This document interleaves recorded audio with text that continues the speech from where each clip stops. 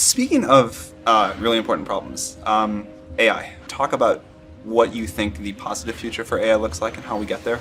It just becomes a very unstable situation, I think, if you've got any incredibly powerful AI. You just don't know who's going to control that. So I think we must have democratization of AI technology and make it widely available. And that's the reason that obviously Yumi and the rest of the team created OpenAI was to help with the help spread out AI technology so it doesn't get concentrated in the hands of a few. Sam Altman, the founder of OpenAI, expects his company to capture as much as 100 trillion of the world's wealth. He proposes a plan that will help redistribute that wealth and make sure that everyone is able to participate. Now, it's important to understand that 5 years ago, many AI researchers mocked this man for his ideas about AGI and how fast progress will increase. We have been a misunderstood and badly mocked org for a long time. An eminent AI scientist at a large industrial AI lab was like DMing individual reporters, being like, these people aren't very good and it's ridiculous to talk about AGI and I can't believe you're giving them time of day. And it's like, that was the level of like pettiness and rancor in the field at a new group of people saying we're going to try to build AGI. So OpenAI and DeepMind was a small collection of folks who were brave enough to talk about AGI in the face of mockery. We don't get mocked as much now. We don't get mocked as much now. No one is mocking him now. In fact, many people are asking him to pause AI research for 6 months so we can put safety measures into place. Something that would sound like science fiction just a few years ago. So keep this in mind as you hear his predictions. This person tends to see where the AI puck is going, much better than most. In Sam Altman's blog, he argues that AI advancement will replace the need for human labor. As the cost of human labor falls towards zero, we need to set up a policy that will allow us to distribute resources and improve the standard of living for everyone. At the same time, Goldman Sachs releases a report talking about the massive potential that AI will have on the economy globally, including what percentage of the workforce is expected to be replaced by automated AI. One thing to keep in mind is that for most of these projections, the authors assume that progress will continue at the current growth rate. No one is assuming an exponential growth rate. Here's Adam GPT, an employee at OpenAI, responding with a picture from a blog called Wait But Why, which, by the way, is a great read. The point here is that the projections that assume that progress will continue at the same pace, those will likely severely underestimate where we end up in, let's say, 10 to 20 years. So let's dive in. The first part is Sam Altman's blog post titled Moore's Law for Everything. He walks us through his reasoning for how to handle the changes that AI will bring. He starts by explaining that as AI gets better and better, it will slowly take over white-collar work, followed by assembly line work, as well as most manual labor. And soon after that, most work as we know it, including scientific discoveries. Eventually, these smart machines will help us make smarter machines, which will further accelerate the pace. The price of human labor will fall towards zero. So will the cost of most goods. This will need to be handled carefully, of course. Sam suggests that we need policies that will redistribute the wealth gained from AI and allow everyone to improve the standard of living. Quote, "This revolution will generate enough wealth for everyone to have what they need, if we as a society manage it responsibly." The article's title, Moore's Law for Everything, basically means that every good or service that we produce will rapidly drop in price every few years. In part 3 of the article, he explains the idea that instead of taxing labor, as we have done in the past, we should use tax as a way to distribute ownership and wealth to citizens, to allow everyone to benefit from the economy as an equity owner. This would provide a sort of floor that will allow everyone to live life as they want, but also allow for an unlimited ceiling, where people would be free to continue to create companies, businesses, and other ventures to generate capital. Sam also believes that the growth of AI will make land more valuable since it's one of the few truly finite assets. Quote, "There's also about 300 trillion worth of privately held land in the US, not counting improvements on top of the land. Assume that this value will roughly double too over the next decade. This is somewhat faster than the historical rate, but as the world really starts to understand the shifts AI will cause, The value of land as one of the few truly finite assets should increase at a faster pace. So the two asset classes that would be taxed are land and corporations, with the proceeds going to all the people in that country.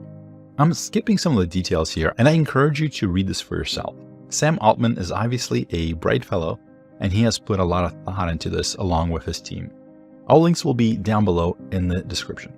At the end, he warns that we will have little time to start thinking about this before the waves of change hit us. He concludes that if we are able to execute this effectively, the future can be almost unimaginably great. Now, 5 or 10 years ago, this may have been dismissed as science fiction and wishful thinking, but now it's obvious that everyone is taking notice. Goldman Sachs. Here's a recent paper by Goldman Sachs. Goldman Sachs is a big deal because of its size, its global reach, its prestige, etc.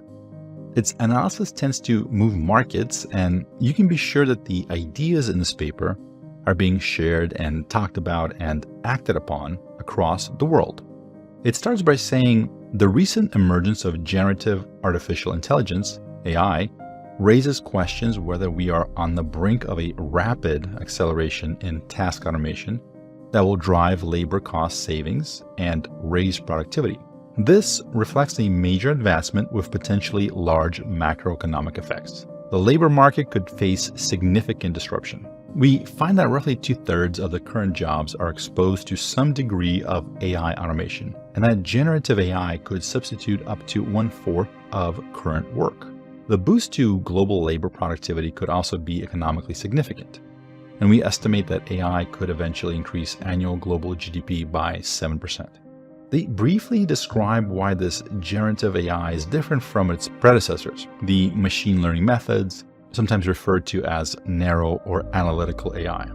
They specifically mention 2 OpenAI products, ChatGPT and DALL-E, as well as pointing out the fact that AI is able to be used for generalized purposes, not just specific uses. In the next chart, they show the human baseline performance, shown here with the dotted line, and AI performance seems to have surpassed human baselines, somewhere around 2016 to 2018. They expect the money invested in AI to be 1% of US GDP by 2030. And that's assuming it matches the modest pace that software investment grew during the 90s. Also, more and more companies are talking about AI, specifically on company earning calls.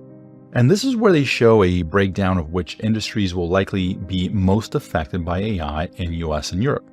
Here in the US, it's expected that outdoors jobs such as building, grounds clearing, etc. will not be affected by AI much.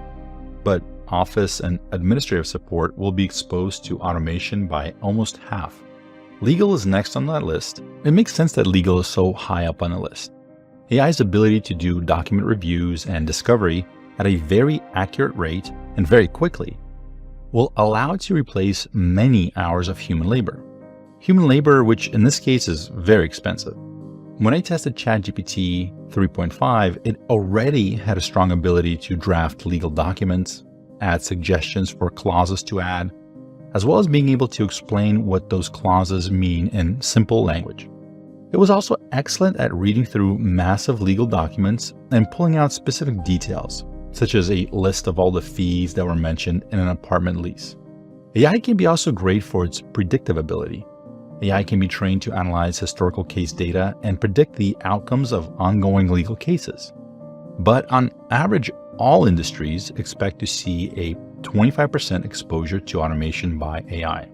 By the way, more advanced, developed countries are much more exposed to automation than smaller developing nations for many reasons, including the fact that AIs are currently more advanced in English than in other smaller global languages. The other important thing to understand here is that AI automation will be coming much faster for our knowledge work, while manual labor will be affected, but at a much slower rate. The number of jobs in the US that could be completely substituted by AI is 7%, while 63% will be complemented by AI. How AI complementary roles will play out in terms of job losses is hard to estimate. Does one person being able to, let's say, put out 5 times more code, does that mean that 4 people are let go? Or does that mean that the other 4 will be able to use up their freed up capacity towards other activities that increase output? It may be that we have an unlimited need for high quality code and applications, but there are tasks that have a finite demand and those jobs will be destroyed. Next, Goldman shows several potential outcomes from a massive job displacement. According to one outlook, we expect to see jobs lost be replaced by new jobs that did not exist before. For example, 60% of workers today are employed in occupations that did not exist in 1940, implying that over 85% of employment growth over the last 80 years is explained by the technology-driven creation of new positions. However, some other economists argue that the technological change displaced workers and created new employment opportunities at roughly the same rate for the first half of the post-war period, but has displaced workers at a faster pace than it has created new opportunities since the 1980s. And there's this last part that is interesting to note. It's basically saying that their projection can vary depending on how powerful the AI will be. Here they use something called ONET, difficulty level of the tasks. These are rated 1 to 7, with 7 being the highest level, the most advanced. For example, rating your level of speaking, a 2 would mean you can greet tourists and explain tourist attractions. A 4 would mean interviewing applicants to obtain personal work history. And a 6 would be to argue a legal case before the Supreme Court. So these projections assume that AIs like GPT-4 will stay around level 4. It certainly seems like GPT-4 is able to handle tasks around difficulty level 4 right now. To operate at a difficulty level 6, which would be things like negotiating a complex treaty between 2 countries, or determining the mathematics required to simulate a spacecraft landing on the moon, or estimating the total amount of resources under the world's oceans. Well, GPT-4 is not there right now, but Goldman Sachs would double its estimates if it's able to reach that level. GPTs are GPTs. Next, let's look at a paper called GPTs are GPTs, an early look at the labor market impact potential of large language models. So this is a paper by OpenAI, Open Research, and University of Pennsylvania. So for those who are still catching up to all the AI lingo, here's the basics. LLM means large language models, and GPT means generative pre-trained transformers. Now, I encourage everybody to read up on this to get a deeper understanding, but the main point here is that these are the technologies that have created the recent AI boom. So you can substitute LLMs and GPTs with AI. Just think of them as, in general, as AI systems. So here are the main points of the paper. Our findings reveal that around 80% of the US workforce could have at least 10% of their work tasks affected by the introduction of LLMs, while approximately 19% of workers may see at least 50% of their tasks impacted. The projected effects span all wage levels, with higher income jobs potentially facing greater exposure to AI. Significantly, these impacts are not restricted to industries with higher recent productivity growth. Our analysis suggests that with access to an LLM, about 15% of all worker tasks in the US could be completed significantly faster at the same level of quality. When incorporating software and tooling built on top of LLMs, this share increases to between 47 and 56% of all tasks. This finding implies that LLM-powered software will have a substantial effect on scaling the economic impact of the underlying models. We conclude that LLMs, such as GPTs, exhibit traits of general-purpose technologies, indicating that they could have considerable economic, social, and policy implications. Now, here I would point out that it's very possible, and likely in my opinion, that the findings that Goldman Sachs, for example, put out may be somewhat more conservative. OpenAI and Microsoft have been accused by some of putting out research papers that are a little bit overhyped. However, keep in mind that these are produced by scientists, PhDs, and universities, and in general, these are not people who are there to pump a company's stock price. Only time will tell which estimation will be the correct one, but as the beginning of 2023 has shown us, AI progress is moving very, very fast. So in this paper, they used the ONET 27.2 database, which contains information on over 1,000 occupations, including their respective detailed work activities and tasks. A detailed work activity is a comprehensive action that is part of completing tasks, such as study scripts to determine project requirements. A task, on the other hand, is an occupation-specific unit of work that may be associated with 0, 1, or multiple DWAs. So basically, these are the activities that workers do in their jobs and occupations. And the exposure is a measure of whether access to AI systems like ChatGPT would reduce the time needed to complete the task, or if the AI system itself could complete the task by at least 50%. So for example, if you had to come up with headlines for a text ad in Google that fit in, let's say, 50 characters, normally you would have to sit down and write each one, test it to make sure that it fits, and then create variations.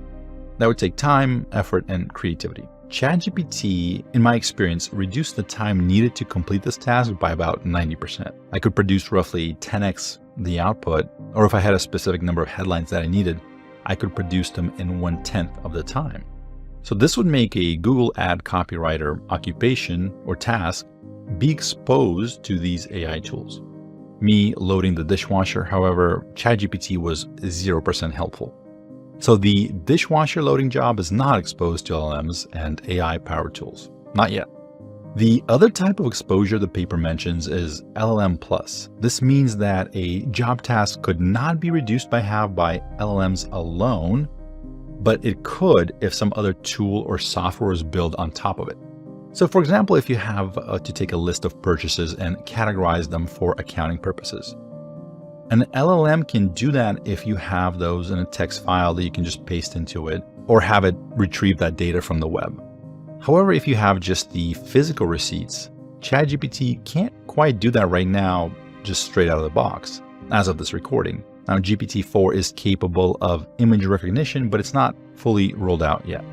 So LLM Plus here means that you would need something else, like image recognition software, to link the two, and then the job would be exposed, meaning it would be cut in half with LLM assistance. An example of some system like this would be image generation systems. Keep in mind that this study is not looking at progress in robotics or any other sort of smart devices. This is looking at tools like ChatGPT and other software with LLMs built in. One thing that jumped out at me is that they used human judges to determine how any particular job task would be affected by AI. So for example, they may ask a number of humans how they would rate proofreading office emails, for example, to be exposed to LLMs. But, this is the interesting part, they also created a prompt for OpenAI's GPT-4. That's the model that was released in 2023. So GPT-4, the LLM, is scoring the results alongside human judges. Here's a chart of the similarity of human and GPT-4 ratings. They are similar.